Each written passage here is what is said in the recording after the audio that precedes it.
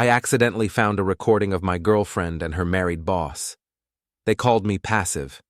They planned to destroy my reputation. I didn't confront her. I let them finish themselves. I found the recording by accident. My laptop had been acting up, so I borrowed Allison's while she showered. A notification popped up, voice memo from 3 days ago. I almost ignored it. The audio started with Jay's voice, rough and commanding. "Lock the door." Then Allison, breathless. "What if someone hears?" "They won't. Michael's in meetings all afternoon." I sat frozen as their conversation turned intimate, then explicit. 23 minutes of my girlfriend and her married boss planning their next encounter, discussing how to keep me oblivious. "He's so trusting," Allison laughed. "Sometimes I think he suspects, but then he just doesn't push." "Good thing he's passive," Jay replied. "Makes this easier." The shower stopped running. I closed the laptop, my hands steady despite everything crumbling inside. When Allison emerged, towel wrapped around her, I was reading on my phone. "How was your day?" she asked, kissing my cheek. "Fine," I said. "Yours?" "Boring. Just meetings with Jay about the Henderson project." I nodded, already calculating my next moves. Some men would have exploded, confronted her immediately, but I'd learned something valuable about myself in that moment. I was strategic, not reactive. Later that night, as she slept beside me, I stared at the ceiling. The recording was still there, waiting. Evidence of systematic betrayal, professional misconduct, workplace harassment of a married man. I could destroy everything she'd built with one forwarded file, but patience would serve me better than rage. I spent the next morning researching. Jay's wife worked in corporate law, senior partner at Morrison & Associates. Their social media showed a 20-year marriage, 2 teenagers, family vacations. Allison left early for a client breakfast. I knew better now. At work, I observed differently. The way she touched Jay's shoulder during meetings, how she volunteered for every project he led. The private jokes I'd assumed were professional camaraderie. "You seem distracted," my colleague Bennett said during lunch. "Just thinking about some changes I need to make." Good changes? Necessary ones. That evening, Allison suggested we grab drinks with her friends. Jacob and Chloe met us at Murphy's, our usual spot. I watched Allison perform, the devoted girlfriend, planning our future apartment, discussing weekend trips. "You two are so stable," Chloe said. "It's inspiring." "Michael's the steady type," Allison replied, squeezing my hand. "Never gets jealous or controlling." The irony wasn't lost on me. She was already building her narrative. After 3 drinks, Jacob pulled me aside. "Can I ask you something? Man to man?" "Sure." "Allison mentioned you've been intense lately, checking her phone, questioning her schedule." I kept my expression neutral. "Did she?" "She's worried you don't trust her. That's not healthy, brother." So it had begun. The character assassination, the careful placement of doubts about my stability. I smiled and ordered another round. "Thanks for looking out for us," I told Jacob. By week's end, I had a plan. Allison's campaign intensified over the following days. Suddenly, I was the suspicious boyfriend who questioned her late nights, the controlling partner who wanted to isolate her from friends. "He asked where I was until 10 p.m., she told Juliana over coffee. I was supposed to be in the bathroom, but their voices carried. "That's not normal," Juliana replied. "Healthy relationships have trust." "I know. It's getting worse. Yesterday he wanted to see my work calendar."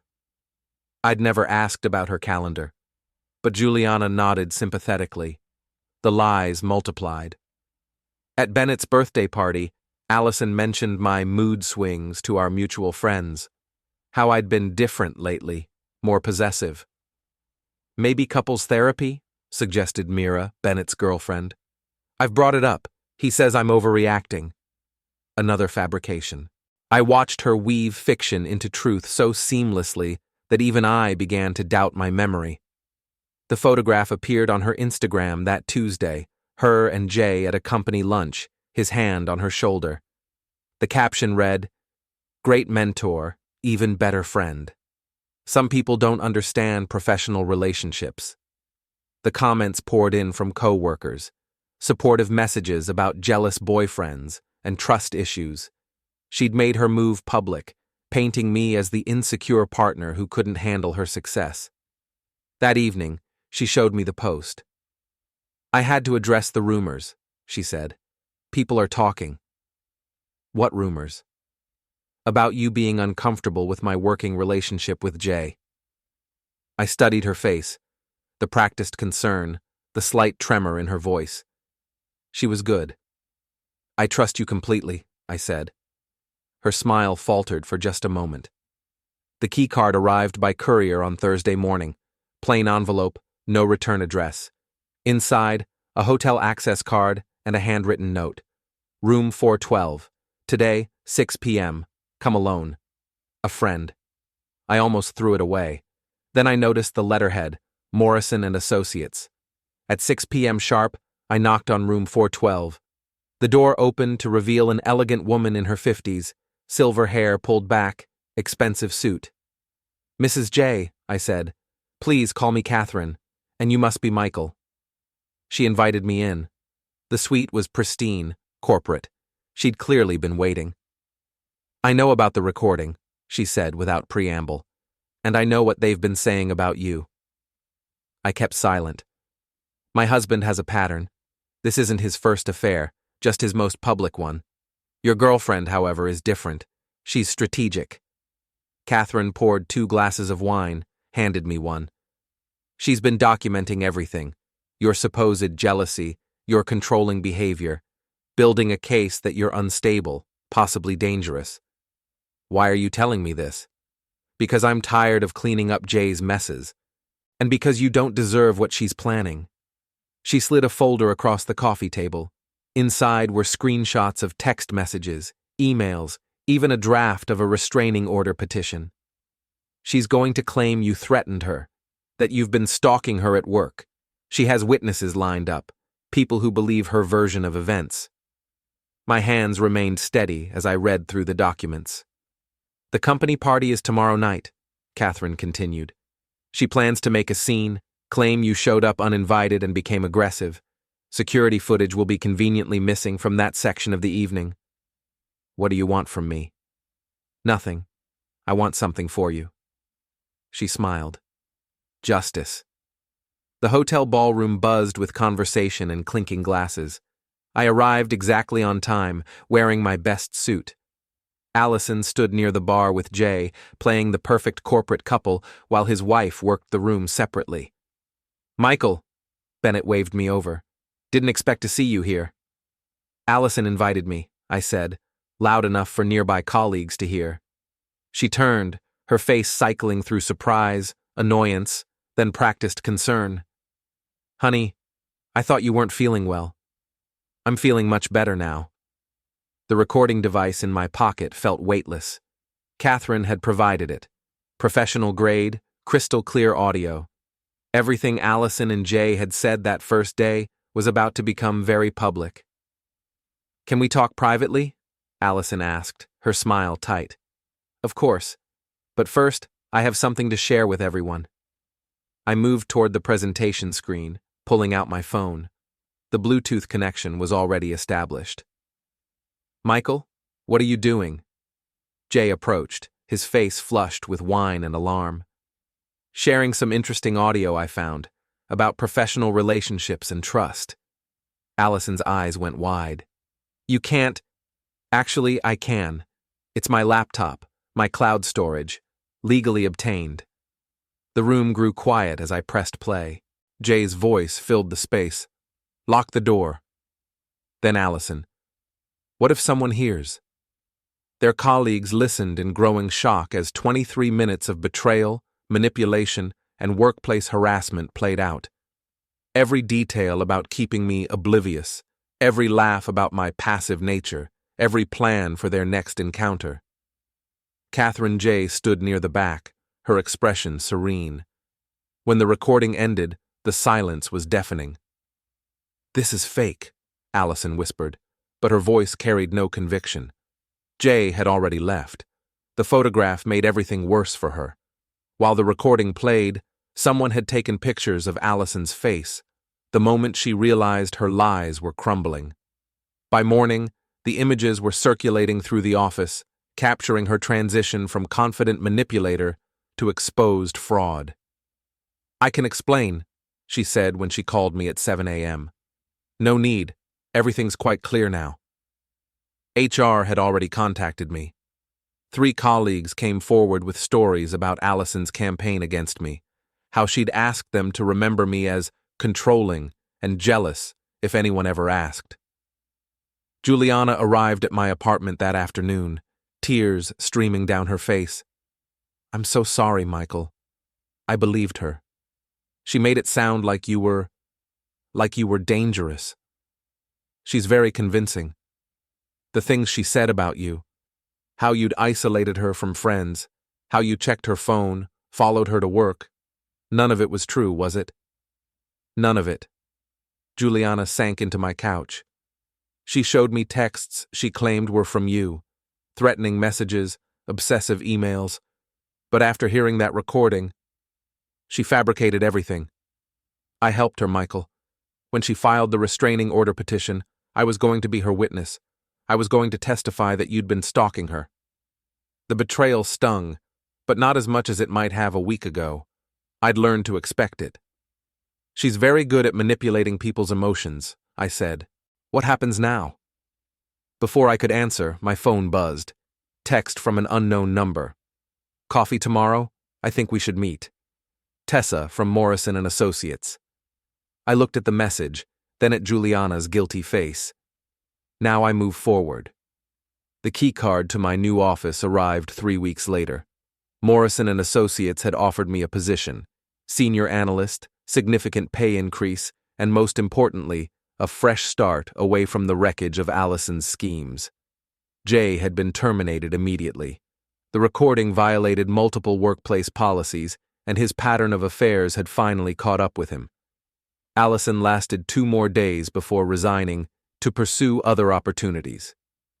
"How do you feel?" Tessa asked over lunch. We'd been meeting regularly since the party, professional conversations that had gradually become personal. Relieved, vindicated, ready to move on. She was Catherine's niece, a corporate attorney who specialized in workplace harassment cases. Beautiful, intelligent, and refreshingly direct. "You handled everything perfectly," she said. "Most people would have exploded, made it emotional. You stayed strategic. I learned something about myself through all this. I'm not passive like they thought. I'm patient. There's a difference. A crucial one." That evening, I packed the last boxes from my old apartment. The recording device sat on my desk, the small piece of technology that had saved my reputation and possibly my career. I'd return it to Catherine tomorrow, along with my gratitude. My phone buzzed. Text from Juliana. "Allison's moving to Portland. New job, new start. She asked me to tell you she's sorry." I deleted the message without responding. Tessa knocked on my door at 7, carrying Chinese takeout and a bottle of wine. "Celebrating your last night in this place?" "Celebrating new beginnings." As we ate, she told me about her day, her cases, her plans for the weekend. Normal conversation between 2 people getting to know each other. No manipulation, no hidden agendas, no strategic character assassination. Just honesty. Later, as she helped me load boxes into my car, Tessa squeezed my hand. "You know what I admire most about how you handled everything?" "What's that?" "You never became like them. You could have destroyed her completely, but you just revealed the truth." I looked back at the apartment building, then at the woman beside me. The truth was enough. As we drove through the familiar streets one last time, I felt something I hadn't experienced in months. Peace. Not the hollow satisfaction of revenge, but genuine closure. The weight that had pressed against my chest since discovering those messages was finally lifting. "Where to now?" Tessa asked, adjusting the rearview mirror. My brother's place for tonight. Then, I don't know. Maybe that's okay. She smiled. Sometimes not knowing is exactly where you need to be. I thought about Sarah, probably fielding calls from mutual friends who'd seen my post. Part of me wondered if she'd try to spin it, create some alternative narrative. But it didn't matter anymore. The people who mattered had seen the truth with their own eyes. My phone buzzed. A text from my college roommate. Holy shit, man. I'm sorry. Beer tomorrow? Another from my sister. Coming over with wine and terrible movies. No arguments. And then one that surprised me. From David, Sarah's colleague I'd met at company parties. I owe you an apology. I should have said something. I showed Tessa the messages. Looks like people are choosing sides. Or maybe they're just choosing honesty, she said. That tends to happen when someone actually demonstrates it. As we pulled into my brother's driveway, I realized I wasn't angry anymore. Not at Sarah, not at Marcus, not even at myself for missing the signs. Anger required energy I no longer wanted to spend on them. Thank you, I said, as Tessa helped me carry the last box to the door. For everything. For believing me. For being there. She pressed a finger to my lips. For being a friend? That's what decent people do. My brother opened the door before we could knock, wrapping me in a bear hug that lasted longer than usual. Over his shoulder, I could see his wife setting up the couch with blankets and pillows. Home. Not a place, but people who chose to see you clearly and love you anyway. For the first time in months, that felt like enough.